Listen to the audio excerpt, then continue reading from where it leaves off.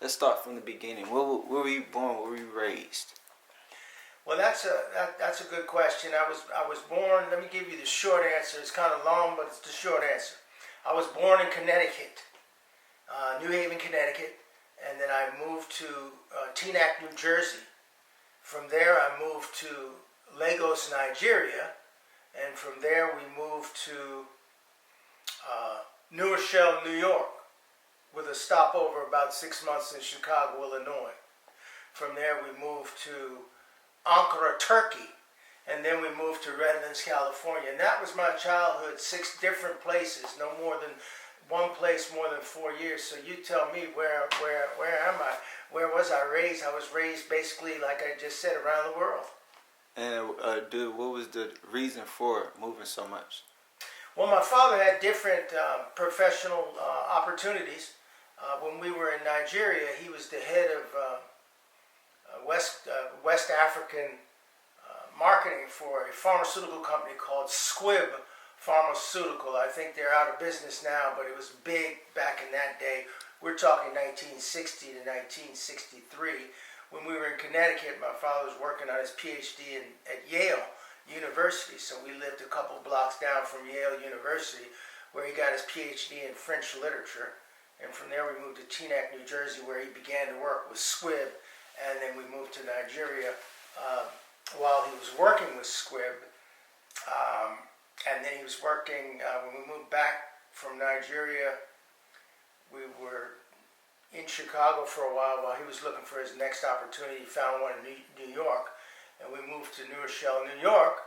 He was working with a marketing company in the city. We lived in New Rochelle, a suburb, Westchester County, suburbs of New York. And then from there, he got a job with the USIS, United States Information Service, which kind of isn't news now, but he was working there as the cultural attaché in Ankara, Turkey. And then when we left Turkey, we moved to Redlands, California, where my father was then a professor at the University of Redlands. So the reason for the moves was my father's occupation and movement. But I'm glad I was able to get a lot of exposure early in my life. Out of all those areas, which one was your favorite and which one was your least favorite? Well, my favorite was New Rochelle, New York.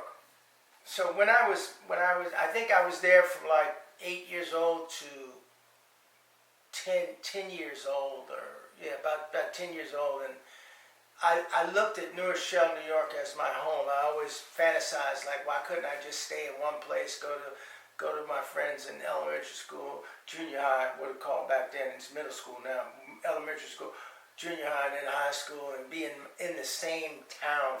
So that kind of broke up. My parents got divorced, and I went to stay with my father, and that's why we were going around with him.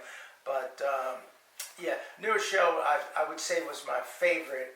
So my least favorite, and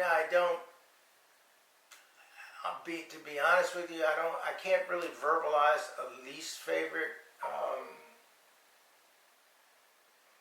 I can't really say. I mean, because in retrospect, I really enjoyed the amount of travel and exposure I got as a young man to just the world. You know, it's like ripping the Band-Aid off. I mean, when we moved to New Rochelle to Turkey, we did like a brief 3 or 4 months, I think, in White Plains, New York, which is a different world than New Rochelle, New York. But I guess if you push me and I have to say least favorite, I guess we could say White Plains. White Plains. And what was the favorite again? The favorite was New Rochelle. And why was that your favorite?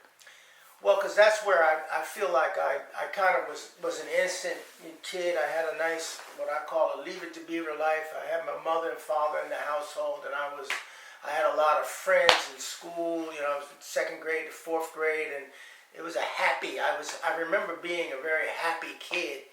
and that happiness kind of left in a lot of ways when my parents got divorced, and then we moved to White Plains. So that was right after they got divorced, and it's a small thing in the grand scheme of things that I see people having to face, childhood traumas, but that was kind of mine.